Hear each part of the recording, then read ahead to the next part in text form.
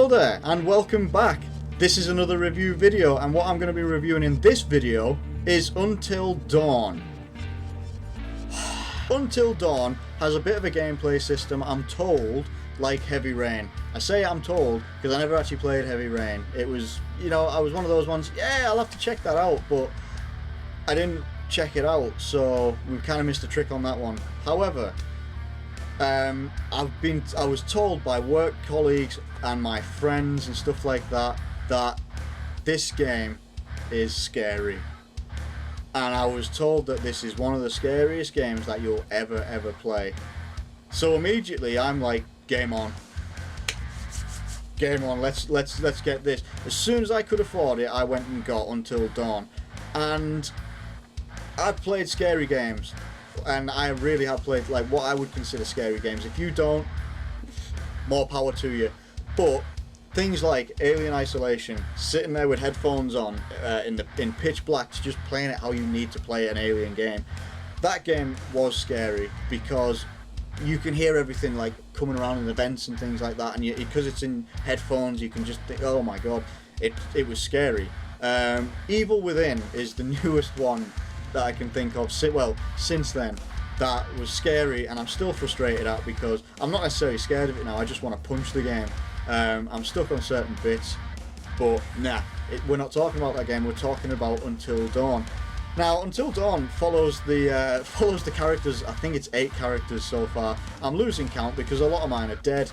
Now, it follows on from 2 girls that are part of this friend group that go up to this cabin as part of like some sort of party sort of thing that they're doing. As you do, you go up to like an unlit, unpowered cabin and go have a party there. What can go wrong? Logic.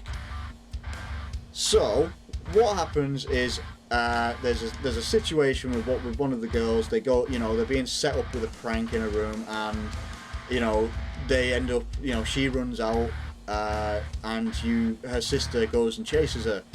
So her sister goes and chases her, and it's all snowy up in the mountains and stuff. It's pitch black. It's a safe haven. It's just like going home. It's just like, returning home. Let's go to bed. Yeah, fine.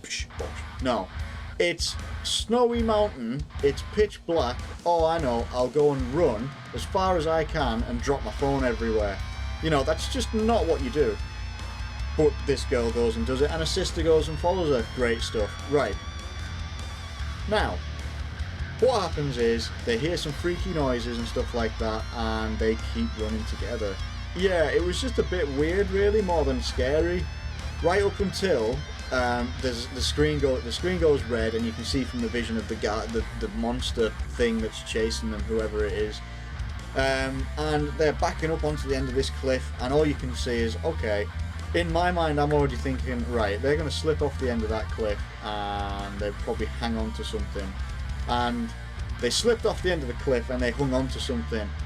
Now, the thing that really gets me about this game, though, more than the fear, is the guilt that this game gives you, because right then and there, my character is holding onto a branch, but with this hand is holding onto her sister. Now, it gives you the option of letting go of the branch or letting go of your sister. So I let go of the sister, thinking, well, yeah, I might be able to climb back up. No, it wouldn't have mattered what I'd chosen to do. I could have let go of the branch or let go of her, and the same thing would have happened. I let go of the sister, keep hold on, the branch breaks, snaps, they both fall, and they both fall to their terrible, crunchy death. And right from that set there, I was wide-eyed and I couldn't believe, right, my choices really do matter. And that is the key thing throughout this game, that if you haven't played it, you need to think about. Every choice you make will affect something else. No matter how small or little it seems, it will affect something later on, and it will mess with your head and make you feel guilty, forgetting that it's a game. The objective of this game is to get all of the characters that you start with to the end of the game. I am nowhere near doing that. I am in like the 5th hour of Until Dawn. I think there's about 10 hours. I'm halfway through and I'm starting to feel extremely guilty about every decision I've ever made, and you can start to kind of remember them as well. There's one particular part where you can slide down. No, yeah, you can chase. There's a guy who they're up in a cabin on their own, like they split away from the group, and she gets taken out the door by this monster. So this guy that you play as, can't remember his name, decides to run after the guy with the rifle, which, you know, sound plan and all. But all the way through that route, you've either got, you can take the risk side or you take the safe side. Now, if you take the risk side, you can potentially get there quicker, but you could die yourself. If you take the safe side, you're safe. You know, you're maybe not going to get there as quick, but you're safe. So I took the safe route all the way there. So that means I didn't jump over a canyon, I shimmied round. And then when it came to going down a slope and sliding all the way down, I took the path. So what happens is, I get in the building where she's, you know, I hear the screams and stuff coming from. Keep running all the way through, and then I come to this elevator shaft, and I run up to it, and her body falls out of it, which made me jump. And then all of a sudden, her jaw is missing, and her tongue's flapping about all over the place. Now, it then gives me a little flashback of the decisions I made, where if I'd have maybe slid down that ice ridge, I could have gotten to her quicker and saved her life. If I'd have maybe jumped over that little bit of a gorge or whatever it was, I could have saved her life again.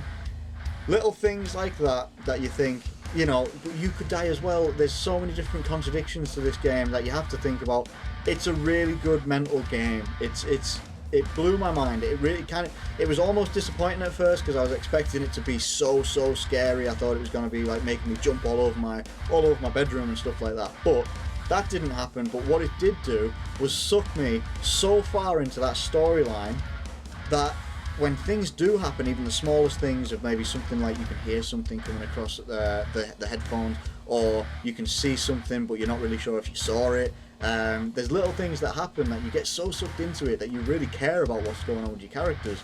I haven't finished the game yet, obviously, because I've been playing a couple of others, trying to get the feel of, you know, we've just had quite a lot of games come out. We had Until Dawn and Metal Gear Solid. There's another video for that. You need to check it out. But it just makes it. I'm seriously wondering whether I'm going to be able to have all my characters at the end of the game, because I can't see. I'm really conscious of all my decisions now, and some of them have a bit of a timer on them. Like you get like a button press with like a little ring around it that gives you so much time to make that decision. You either choose between this button or this one, and if you don't click it quick enough, then the choice is gone and something bad could happen. It's quite a test of either your reflexes and also your mental capacity to deal with things under pressure. Now, some people that will be maybe view this and think pressure in games. Yeah, this has got a lot of it if you really get into it. If you get bored of it and you don't like that sort of, you know, if you want to be more involved in the action, go and play something like Alien Isolation, or go and play Evil Within, and tell me that you don't get sick of it, because I am, and me and my mate are as well. Sick of it, absolutely sick to death of it. But if you want something that's, you know, where you could, you know, you make the decisions and things like that, but you're not necessarily greatly involved in the action, and it gives you something to think about, this is definitely a game worth checking out. It will mess with your mind. It will make you feel guilty. It will make you feel good about some things as well, where things could potentially have gone wrong, but you've made them right because you've made the right decision somewhere previous. But it's a big test. It's, you know, you've really got to be on the ball with stuff like clues that you can find throughout the game, and just paying attention to conversation between the characters. You know, getting the dynamic between characters. It's just so key to all your decisions throughout the game. It's really, for me, it is a really brilliant game. For me, it's not as scary as it has been made out to be.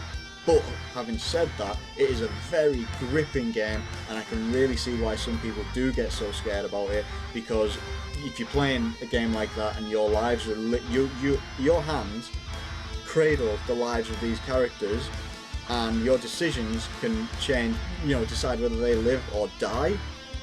You know, it can mess with the mind, and I kind of like that about this game. It really does make it so enjoyable, while also being frustrating and guilt-tripping as hell. But that's the beauty of it. I've not seen a game like it in a long time. I haven't really seen a game like that makes you make that many decisions and have so many consequences in such a long time. It's amazing. It's absolutely amazing. I do suggest that you check it out if you can pick it up somewhere, or if you can, borrow it. Maybe even watch some streams of guys that are playing it on Twitch. Get some first reaction stuff from people that maybe have face cams, and you can see maybe how scary it can be. But yeah, definitely worth checking out. If you've enjoyed this video, I've made a Metal Gear Solid one as well, first impressions, just like this one. Go check that video out, especially if you're a fan of Metal Gear Solid. If you've enjoyed this video though, do give it a like, maybe share it around, subscribe to the channel for a bit more content. I'm aiming to do this with new games that I can get my hands on. I know we've got Fallout 4 coming, and we've also got Star Wars Battlefront coming in a couple of months. Can't wait for that, and I will hopefully be reviewing that as well. But for now, check this video out, check out Metal Gear Solid, check out my FIFA videos. I'll catch you later.